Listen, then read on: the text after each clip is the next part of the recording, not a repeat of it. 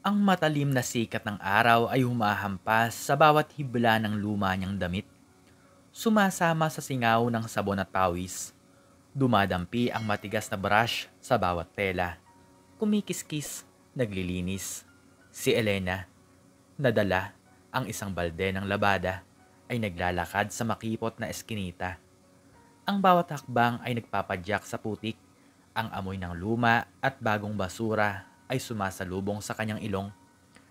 Ate Elena, nandyan na ba ang labada ko? Isang tinig ang sumisigaw mula sa isang bintanang may rehas. Si Aling Nena, ang matabang may-ari ng tindahan sa kanto, ay sumisilip, may ngiti sa labi. Paalis na po, Aling Nena. Kunti na lang to. Tugon ni Elena. Hindi humihinto sa paglalakad. Ang kanyang mga kamay ay halos nakasanayan na ang bigat ng labada. Ang kanyang likod ay nakayuko na sa pagod. 3 taon na siyang labandera. 3 taon nang iniwan siya ng kanyang asawa. O sige, kailangan ko na kasing maisuot yung paborito kong duster para sa sabong bukas. Opo, maikling sagot ni Elena. Isang puting van ang uminto sa dulo ng kalsada. Nagbuga ng maitim na usok. Bumaba mula rito ang isang babaeng nakasuot ng maikling palda at may kulay na buhok. Si Brenda, ang bagong asawa ni Marco. Nagkatinginan sila ni Elena. Ang ngiti ni Brenda ay tila isang matalim na kutsilyo. Humiwa sa hangin. Uy, Elena, mukhang abala ka pa rin sa paglalaban ng putik ng damit. Ang boses ni Brenda ay puno ng pangiinsulto. Hindi sumagot si Elena. Nagpatuloy siya sa paglalakad. Ang balde ng labada ay tila lalong bumigat. Kumusta? Hindi ka pa rin nakakakita ng bagong asawa? Kawawa ka naman. Sigurado akong hirap ka na sa buhay mo. Patuloy ni Brenda. Lumapit sa kanya. Ang amoy ng kanyang mamahaling pabango ay kumalat sa hangin. Pumalit sa amoy ng sabon. Pero okay lang yan. Kami naman ni Marco, masaya. May bahay, may kotse, may... Brenda, tama na. Isang boses ang sumabat, si Marco. Bumaba siya mula sa van. Ang kanyang muka ay may bakas ng pagkahiya. Ang kanyang tindig ay maluwag. Ang kanyang damit ay dekalidad. Hindi na siya ang dating Marco na kilala ni Elena. Ang dating Marco na nagmamahal sa kanya. Bakit? Nagpapakatotoo lang ako. Tumawa si Brenda. Hindi ba, Elena? Ang hirap ng buhay kapag hindi ka mayaman. Marco, sambit ni Elena. Ang kanyang boses ay halos pabulong. Ang kanyang mga mata ay nanatili sa balde. Hindi niya kayang salubungin ang tingin ng kanyang dating asawa. Elena, tugon ni Marco. Ang kanyang boses ay tila may halong panghihinayang. Ano ba, Marco? Bakit ka ganyan? Ikaw ang pumili sa akin. Ikaw ang nang iwan sa kanya. Reklamo ni Brenda. Humawak sa braso ni Marco. Huwag ka nang makipag-usap sa kanya. Baka mahawa ka pa sa kahirapan niya. Wala akong panahon para sa inyo, sabi ni Elena. Tumalikod at nagpatuloy sa paglalakad. Ang bawat hakbang ay nagdadala sa kanya, palayo sa kanilang presensya, palayo sa sakit. Bahala ka sa buhay mo, sigaw ni Brenda. Pumanaw ka sa inggit. Hindi na lumingon si Elena. Ang kanyang puso ay kumikirot. Ngunit ang kanyang isip ay nanatiling matatag. Hindi siya magpapatalo sa pait. Hindi siya magpapatalo sa galit. Sa loob ng kanyang munting silid, ang amoy ng sariwang labada ay kumakalat sa hangin. Binuksan niya ang lumang dekuryenteng bentilador. Ang alikabok ay nagkalat sa paligid. Isinabit niya ang mga damit sa sampayan. Ang bawat isa ay maingat na iniayos. Mama, gutom na po ako. Ang boses ni Jonah, ang kanyang anak, ay nagpabalik sa kanya sa realidad. Ang bata ay nakaupo sa sahig, naglalaro ng kanyang lumang manika. Sandali lang anak, malapit na akong matapos. Sagot ni Elena, ngumiti sa kanyang anak. Si Jonah, ang kanyang lakas, ang kanyang inspirasyon. Para sa kanya, kakayanin niya ang lahat. Gusto ko ng adobo, mama, sabi ni Jonah, tumingin sa kanya. Adobo? Sige, hahanap si mama ng paraan para makabili ng karne. Pangako ni Elena. Ngunit alam niya na mahirap ito. Ang kinikita niya sa paglalaba ay sapat lamang para sa kanilang pangaraw-araw na pangangailangan. Kinabukasan, maaga pa ay gising na si Elena. Ang amoy ng kape ay kumalat sa maliit nilang kusina. Inihanda niya ang simpleng almusal, sinangag at tuyo. "Kumain ka na, Jonah," sabi ni Elena. Inilapag ang plato sa harapan ng bata. "Salamat po, Mama," ngumiti si Jonah. Habang kumakain, biglang may kumatok sa pintuan. "Elena, ikaw ba yan?" Binuksan ni Elena ang pinto. Si Aling Nena. "May naghahanap sa'yo, Elena. Nasa labas." "Sino po?" tanong ni Elena at tila nagtataka. "Hindi ko kilala. Mukhang mayaman, nakakotse," bulong ni Aling Nena. Lumabas si Elena, nakatayo sa harap ng kanyang bahay ang isang lalaki. Matangkad, may maayos na pananamit. Ang kanyang tindig ay matikas, ang kanyang mukha ay pamilyar. "Elena?" tanong ng lalaki. Ang kanyang boses ay malalim. "Ikaw si Sir David?" tanong ni Elena. Ang kanyang mga mata ay nanlaki. Si David ang kanyang dating amo sa opisina, ang lalaking minsang nagpahiram sa kanya ng pera noong na-ospital si Jonah. "Ako nga. Kumusta ka na?" Ngumiti si David. "Maayos naman po," sagot ni Elena. Nagulat sa kanyang presensya. "Bakit po kayo narito?" "Nabalitaan ko ang nangyari sa'yo," sabi ni David. Ang kanyang ngiti ay nawala. "At narinig ko rin na naglalaba ka na lang ngayon." "Opo," maikling sagot ni Elena. "May alok ako sa'yo," sabi ni David. Tumingin sa kanya. "Gusto mo bang magtrabaho sa akin ulit? Hindi na bilang tagalinis, kundi bilang personal assistant ko." Nagulat si Elena. Personal assistant? Hindi niya inaasahan ang ganoong alok. "Pero, Sir David, hindi po ako nakatapos ng kolehiyo. Hindi po ako sanay sa ganoong trabaho." "Alam ko. Pero alam ko rin ang kakayahan mo, ang sipag mo, ang tiyaga mo," sabi ni David. "Tuturuan kita. Mag-aaral ka ulit. Babayaran ko ang pag-aaral mo. Basta ba, magtiwala ka sa sarili mo." "Pero," isipin mo, Elena, ito ang pagkakataon mo para makabangon para sa anak mo, sabi ni David. Tumingin si Elena sa loob ng bahay kung saan naglalaro si Jonah. Isang bagong pag-asa ang sumilay sa kanyang puso. "Sige po, Sir David. Tatanggapin ko po ang alok nyo." "Mabuti," ngumiti si Sir David. "Simulan mo bukas. Hihintayin kita sa opisina." Lumipas ang mga buwan. Araw-araw pumapasok si Elena sa opisina ni David. Pinag-aaralan niya ang bawat detalye ng trabaho. Nagbasa siya ng mga libro tungkol sa negosyo, nag-aral ng computer, at pinatalas ang kanyang mga kasanayan sa komunikasyon. Ang dating labandera ay unti-unting nagbabago.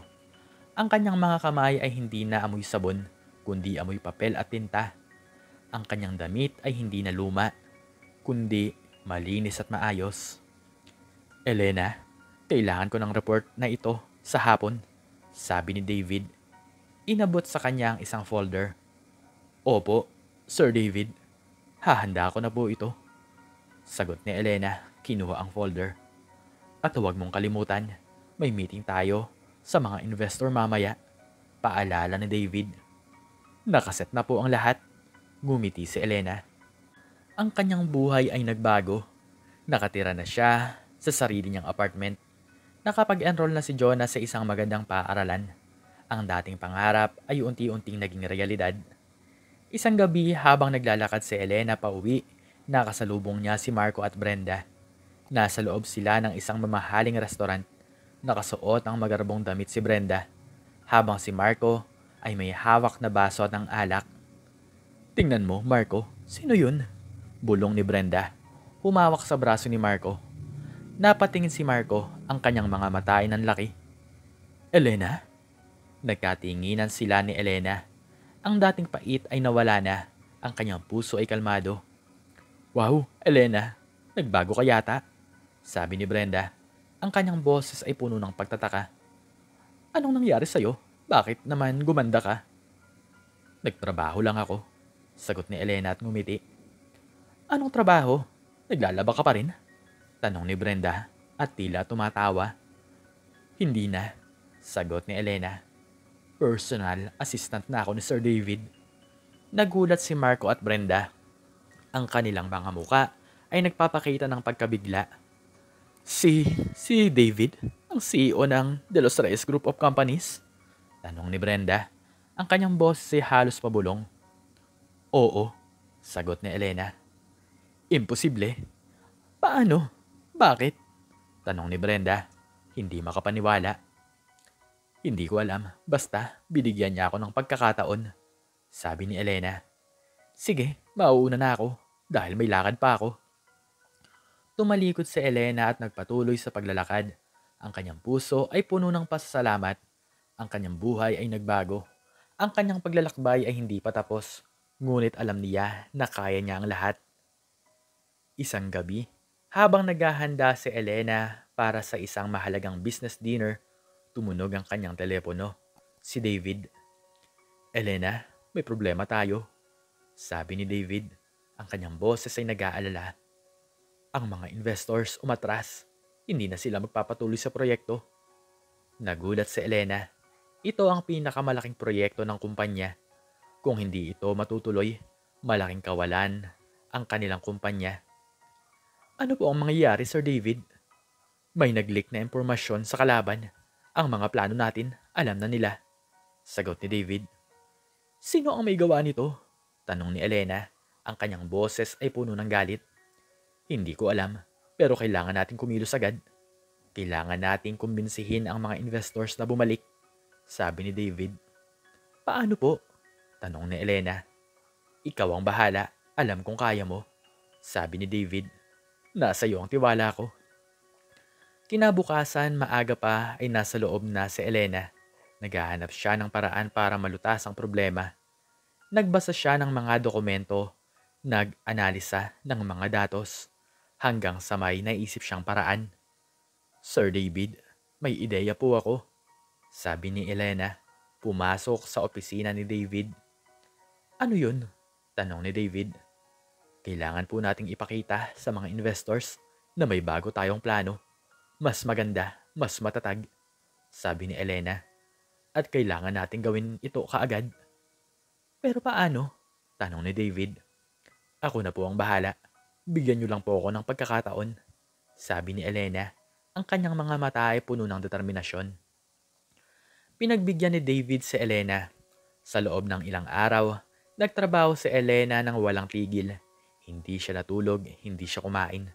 Ang kanyang buong atensyon ay nakatuon sa paggawa ng bagong plano. Sa araw ng meeting, kinakabahan si Elena. Ngunit nang makita niya ang mga investors, naging matatag siya. Tumayo siya sa harapan ng mga ito. Ang kanyang boses ay malakas at malinaw. Alam kong nag-aalala kayo sa nangyari. Ngunit may bago kaming plano. Mas maganda at mas matatag. Sabi ni Elena. Ipinakita niya ang kanyang presentasyon. Ang bawat detalye ay maingat na inihanda. Ang mga investors ay nakinig ng mabuti. Ang kanilang mga muka ay nagpapakita ng interes. Sa huli, nagdesisyon sila na magpatuloy sa proyekto. Magaling, Elena. Nagawa mo. Sabi ni David. Niyakap si Elena. Salamat po, Sir David. Sagot ni Elena, ngumiti. Maraming salamat po sa tiwala. Ang tagumpay ng proyekto ay nagdala ng malaking pagbabago sa buhay ni Elena. Naging isa siyang mahalagang bahagi ng kumpanya. Ang kanyang pangalan ay kilala na sa buong mundo ng negosyo. Isang araw, habang naglalakad si Elena sa labi ng gusali, nakita niya si Marco. Nakaupo siya sa isang upuan. Ang kanyang mukha ay malungkot. Marco? Tanong ni Elena, lumapit sa kanya. Napatingin si Marco. Ang kanyang mga mata ay nanlaki. Elena, anong ginagawa mo rito? Dito ako nagtatrabaho. Sagot ni Elena. Hindi ako makapaniwala. Oo. Pero paano? Nabalitaan ko na naging matagumpay ka pero hindi ko akalain na dito ka talaga nagtatrabaho. Ang buhay, Marco, ay puno ng sorpresa. Sabi ni Elena. Elena, patawarin mo ko. Sabi ni Marco. Ang kanyang boses ay puno ng pagsisisi. Nagkamali ako. Pinili ko ang pera kaysa sa pagmamahal mo. Tapos na yon, Marco. sabi ni Elena. Matagal na akong nagpatawad. Pero sana ay bumalik ka sa akin, sabi ni Marco. Nagsisisi ako. Hindi ko dapat iniwan si Jonah. Hindi dapat kita iniwan. Huli na, Marco, sabi ni Elena. Masaya na ako sa buhay ko ngayon. May anak ako na nagmamahal sa akin. May trabaho ako na nagbibigay sa akin ng halaga. Pero mahal pa rin kita, Elena, sabi ni Marco. Kung mahal mo ako, dapat noon pa ipinakita mo na, sabi ni Elena. Hindi na ako ang dating Elena na kilala mo. Nagbago na ako. Tumalikod si Elena at nagpatuloy sa paglalakad. Ang kanyang puso ay kalmado. Ang kanyang paglalakbay ay nagpatuloy. Ang kanyang buhay ay puno ng pag-asa. Sa isang malaking pagtitipon ng mga negosyante, nakatayo si Elena sa tabi ni David. Ang kanyang suot ay isang eleganteng damit. Ang kanyang buhok ay maayos. Ang kanyang muka ay puno ng kumpiyansa. Elena, gusto ko itang ipakilala sa mga kaibigan ko, sabi ni David, ngumiti. Sige po, Sir David, sagot ni Elena. Habang naglalakad sila, nakasalubong nila si Brenda. Nag-iisa siya. Ang kanyang mukha ay malungkot. Ang kanyang damit ay hindi na kasing ganda ng dati. Brenda? Tanong ni Elena. Napatingin si Brenda. Ang kanyang mga mata ay nanlaki. Elena, ikaw ba yan? Ako nga, sagot ni Elena. Anong nangyari sa'yo? Bakit kasama mo pa rin si Sir David? Tanong ni Brenda. Ang kanyang boss ay puno ng pagtataka. Nagbago na ang buhay ko, Brenda, sagot ni Elena. Pero si Marco, nasaan siya? Tanong ni Brenda. Hindi ko alam. Matagal na kaming hindi nakikita, sagot ni Elena. Iniwan niya ako, sabi ni Brenda. Ang kanyang boss ay halos pabulong. Iniwan niya ako para sa isang mas bata at mas mayaman na babae. Nagulat si Elena. Ang gulong ginawa ni Marco sa kanyang buhay ay binalik din sa kanya. Ang karma, Brenda, ay totoo, sabi ni Elena. Ang bawat aksyon ay may katumbas na reaksyon. Pero hindi ko alam kung paano ako magsisimula ulit, sabi ni Brenda umiiyak. Kaya mo, Brenda, sabi ni Elena. Lahat tayo ay may pagkakataong magbago. Lahat tayo ay may pagkakataong makabangon. Salamat, Elena, sabi ni Brenda, tumingin sa kanya. Salamat sa lahat. Ngumiti si Elena. Ang kanyang puso ay puno ng kapayapaan. Ang kanyang paglalakbay ay isang patunay na ang buhay ay puno ng pagbabago. Ang bawat hamon ay isang pagkakataon para lumago. Ang bawat sakit ay isang aral. Sa huli, si Elena ay naging isang matagumpay na negosyante. Ang kanyang anak na si Jonah ay lumaki na isang matalinong babae. Ang kanyang buhay ay puno ng pagmamahal, pag-asa at tagumpay. Ang dating labandera ay naging inspirasyon sa marami. Ang kanyang kwento ay isang patunay na ang pag-ibig sa sarili at pagtitiwala sa Diyos ay ang pinakamahalagang kayamanan. Isang araw habang naglalakad si Elena sa parke kasama si Jonah, nakita nila si Marco. Nakaupo siya sa isang bangko, mag-isa. Ang kanyang buhok ay may puting hibla na. Ang kanyang muka ay may bakas ng pagod. Mama, si Papa, bulong ni Jonah, humawak sa kamay ni Elena. Tumingin si Elena kay Marco. Ang kanyang puso ay walang pait. Ang kanyang puso ay wala ng kapayapaan. Kumusta, Marco? Tanong ni Elena, lumapit sa kanya. Napatingin si Marco. Ang kanyang mga mata ay nanlaki. Elena, Jonah. Ang laki na ni Jonah, sabi ni Marco. Ang kanyang boses ay puno ng pagsisisi. Patawarin mo ako, Jonah. Patawarin mo ako, Elena. Matagal na kaming nagpatawad, Marco. Ang mahalaga, masaya na kami, sagot ni Elena. Sana ay maging masaya ka rin, Marco. Dagdag nito. Tumayo si Marco. Salamat, Elena. Salamat sa pagpapatawad. Ngumiti si Elena. Ang kanyang buhay ay isang patunay na ang pag-iibig ay hindi lamang tungkol sa isang tao. Ito ay tungkol sa pag-iibig sa sarili, pag-ibig sa pamilya, at pag-ibig sa buhay. Ang kanyang kwento ay isang inspirasyon sa lahat.